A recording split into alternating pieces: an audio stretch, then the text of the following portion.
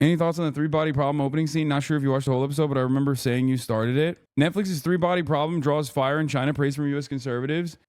This is a misleading article. This is 100% a misleading article. Three body problem is a Chinese work of art. Three body problem offers critique of the Cultural Revolution and the brutality of the Cultural Revolution. The Cultural Revolution is recognized as one of those like officially government recognized like bad things in China. And shitting on the Cultural Revolution is perfectly allowed and also, in my opinion, valid as well. And it was literally in the book. Hollywood Reporter is like trying to make it seem like the Chinese are very mad about it. You know, the Chinese openly recognize it as it's the official historical position and the official government position.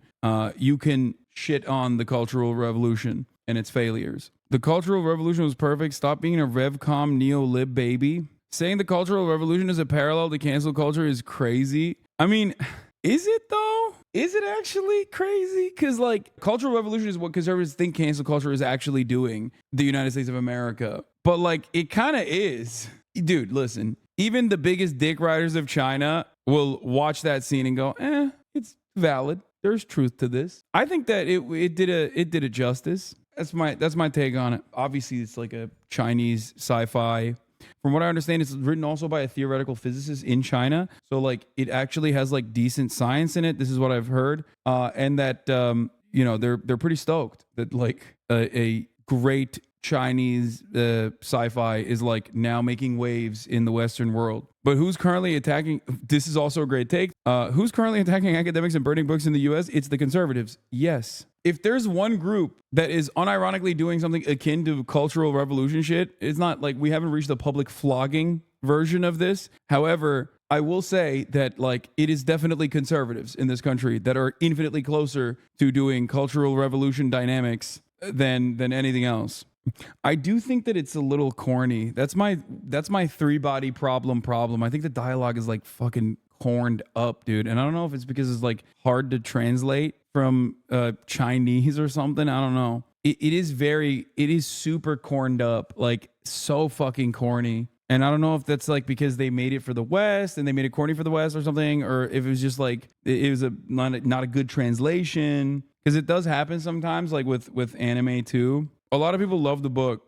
It is also horned up too. Yeah, it's corned up and horned up. Characters were more emphasized in this one. The problem is that they made all the Chinese heroes British, but kept the villains Chinese. So now it's a story about the Chinese fucking up the world and the West coming in to save it. I don't know. From the Wikipedia page, Liu argued that democracy was not appropriate for modern China and individual liberty and freedom of governance is not what Chinese people care about, adding, if you were to loosen up the country a bit, the consequences would be terrifying. My goat. According to a June 2019 interview and profile article by The New Yorker, Liu avoids talking about politics. In the same article, Liu argued that democracy was not appropriate for modern China. My king, my goat. If you were to loosen up the country a bit, the consequences would be terrifying. He expressed support of policies such as the one-child policy and China's Xinjiang policy, saying, would you rather that they be hacking away at bodies at train stations and schools and terrorist attacks? If anything, yeah, the dude loves his government, okay? I feel like you wouldn't be able to write a book like that and get like massive critical acclaim in China if you weren't like that. You know what I mean? This is pretty funny because like obviously China has its own versions of hogs, right?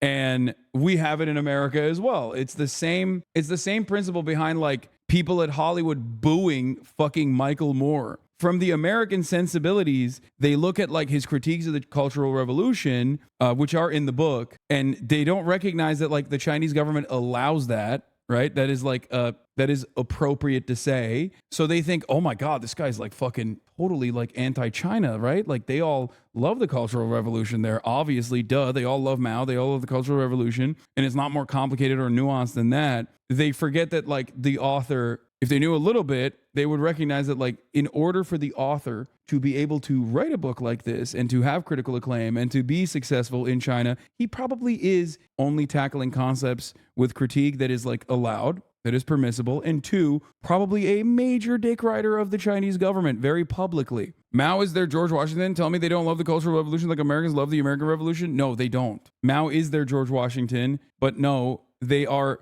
I I would go so far as to say the official Chinese position on the Cultural Revolution, like infinitely more critical of the official American position on slavery and the participation and facilitation American founding fathers, including but not limited to George Washington, on slavery. Just saying. The most Chinese people hate the Chinese Revolution. The only divide on that is whether the resulting political and economic changes that Deng brought in is a result that was worth it. What are your problems with China? Very strict control over civil liberties that I do like that America does offer and can only offer as the hegemonic superpower, of course, but still offers nonetheless. China does not offer that. I don't like that. Still very authoritarian in the way that they deal with homelessness, in the way that they deal with some of crimes that like they definitely could have a more rehabilitative approach on that they do not. Their policies of maintaining like cultural and social cohesion and harmony in areas where there are separatist movements, instead of like leading by offering amenities, which they do to a certain respect. They first go in with the stick before they lead with the carrot. There are very real social policies that they've implemented that I think is like very bad. I would not agree to those policies if America conducted them.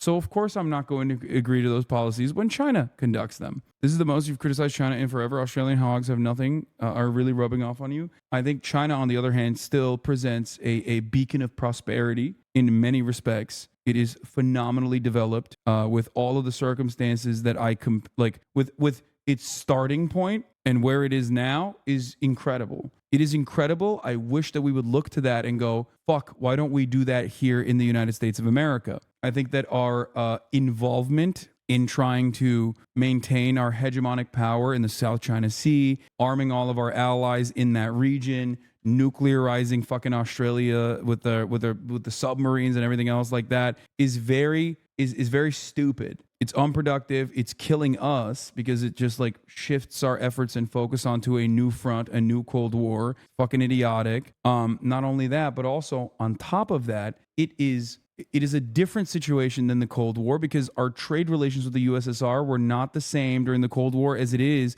China now. So we do have a different pathway available for us because China would not have been able to develop as it did without foreign capital flooding into China, without it becoming a manufacturing hub for the world. And therefore, those trade relations exist and have not gone away. And we still rely on China for most of our manufacturing. You know what I mean? Like, yeah, the USSR was never our largest trade partner. So, like, the political dynamic there is very different than the USSR. When people talk about the reduction of poverty around the world over the last 50 years, they don't mention China very often. They often make it seem like it was just the West and capitalism. Yeah, like, they're very good at building shit. They're very good at building high-speed rail. They're very good at building in general.